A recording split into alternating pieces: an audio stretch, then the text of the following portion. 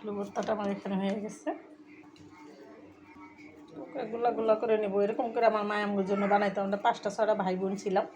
আলু ভর্তা বানাইলে সবার জন্য এরকম গুলা করে বানাইতো। তো আমরা ভাগাভাগি করতাম, আর কারাকারি করতাম, ঝগড়া করতাম আর খাইতাম।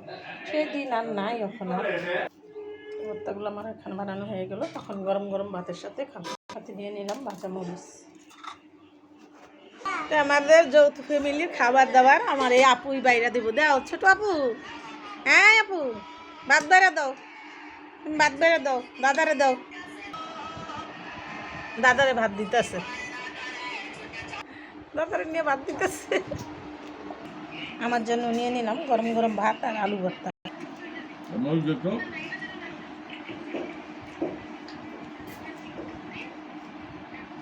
গরম গরম ভাতের সাথে আলু ভর্তার স্বাদ অনেক মজা। একবার হলেও বানিয়ে খেয়ে দেখবেন।